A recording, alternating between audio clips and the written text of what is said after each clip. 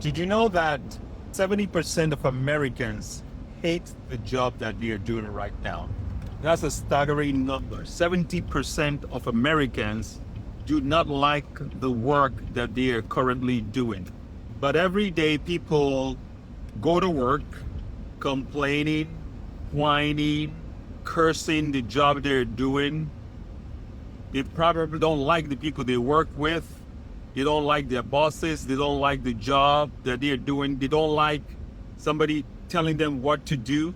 So the question is, why do people still keep doing what it is that they hate, the thing that they dislike? The main reason is fear. The fear of taking off, getting started in doing what you love to do.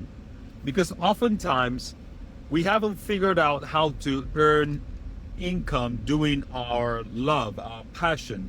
That's why a lot of people end up working in doing what they do not enjoy.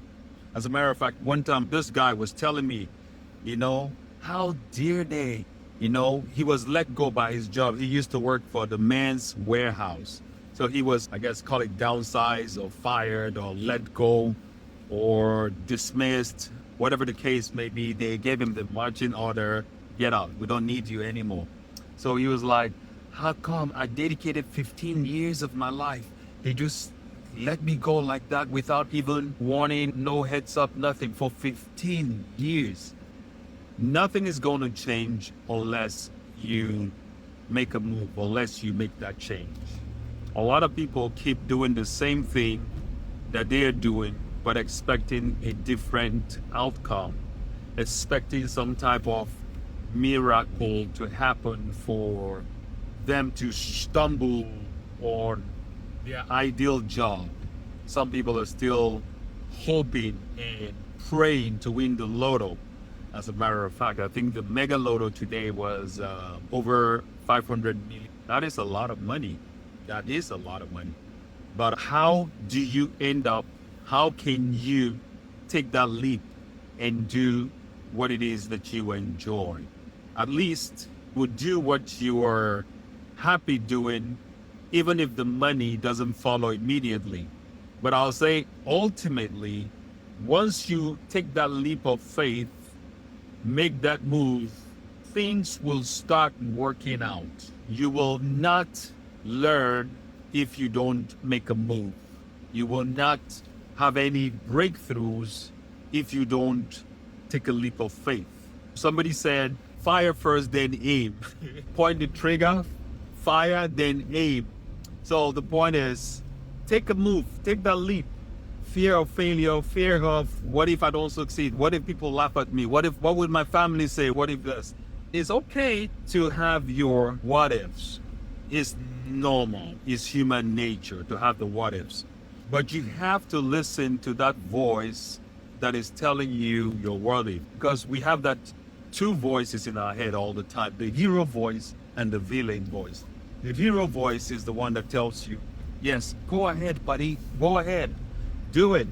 And that hero voice shows you a lot of possibilities that can come from making that move. But the villain voice would always say, you want to stay safe, you want to take it easy and don't make any drastic changes. I'm trying to protect you.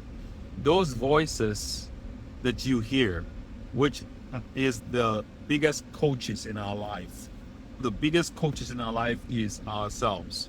The voice in our head, the inside voice, the voice that encourages you to take that leap, make that move, and that voice that tends to keep you back from making that move, from taking strides. So when you learn to use affirmations, because affirmations basically is the thoughts that we are thinking and the words that we are saying. When you learn to use affirmations, you use the affirmations with the 3 P's, which is it has to be personal, it has to be positive, and it has to be in the present tense. So when you use affirmations to craft, to create, to channel, to not just control, but to become aware, yes, become aware of those voices, of what is really going on in your head.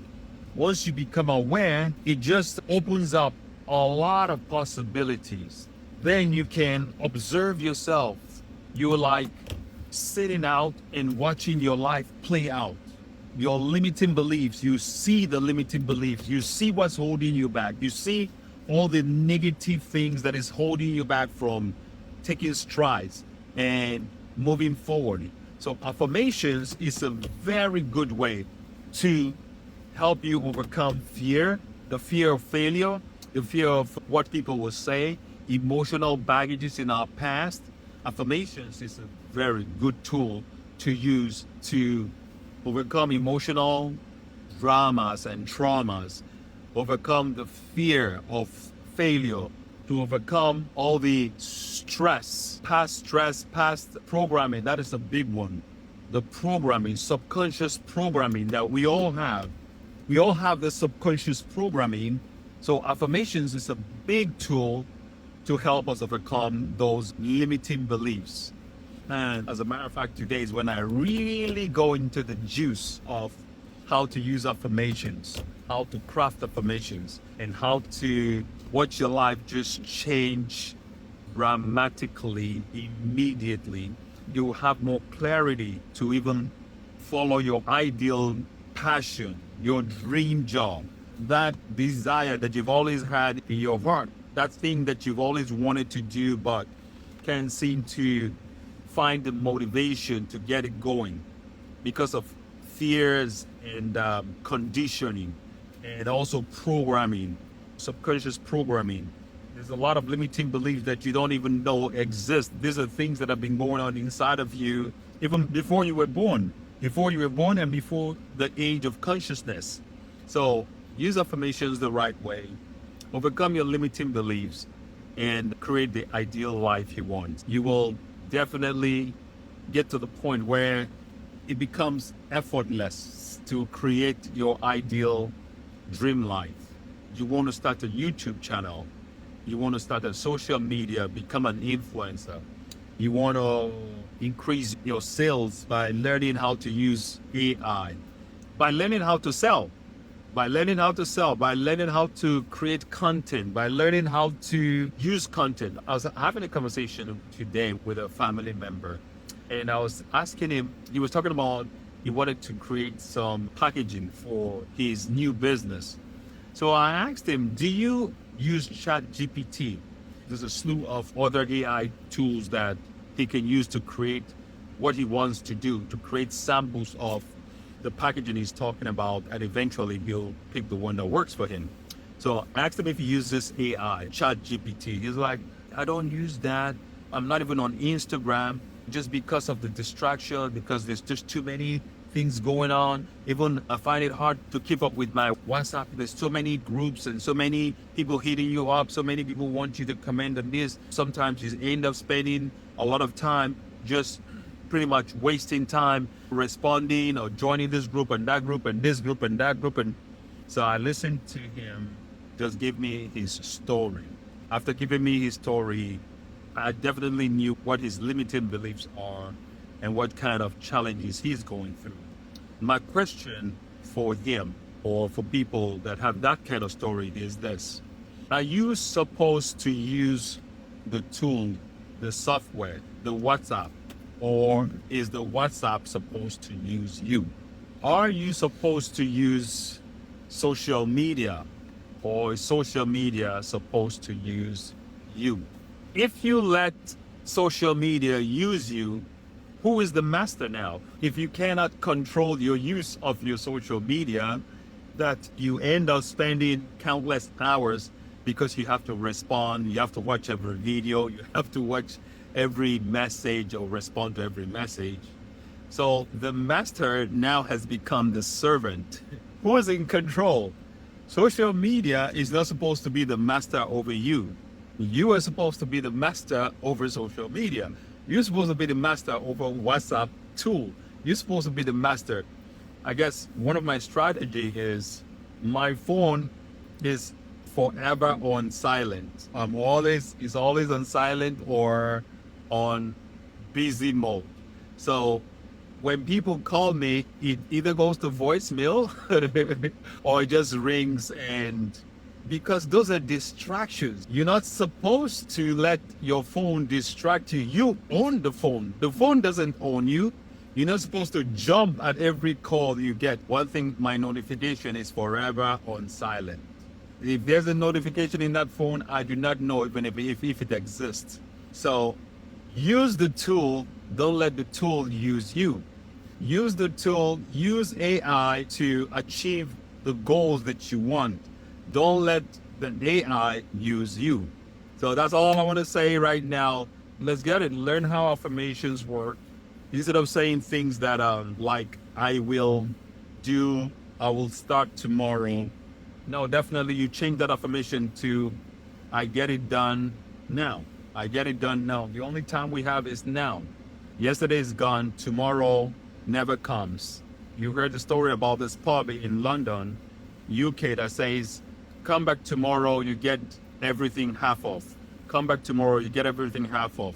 When you go to this pub and you read the sign, you are hoping that when you come back tomorrow, you get things half off. But when tomorrow comes, you read the sign again, it says come back tomorrow. So the reality is that tomorrow never comes. Tomorrow is forever in the future. So the only time we have to do anything is right now. You can start using affirmations right now. You plant the seed, and once the seed is planted, all you need to do is just watering. You water the seed.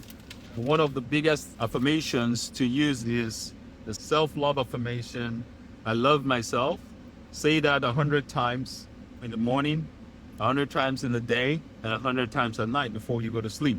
So use affirmations the right way. I love myself. Another great affirmations to use will be, I approve of myself.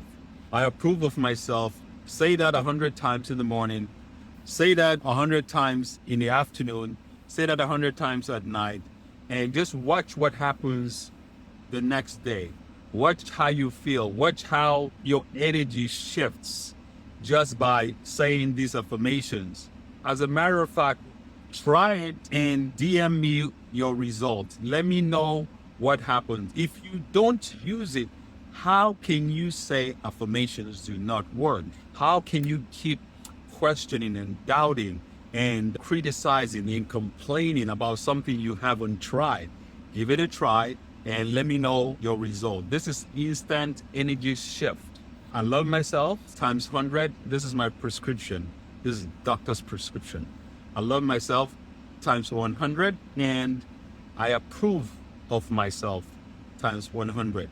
And just watch your energy shift. That's it.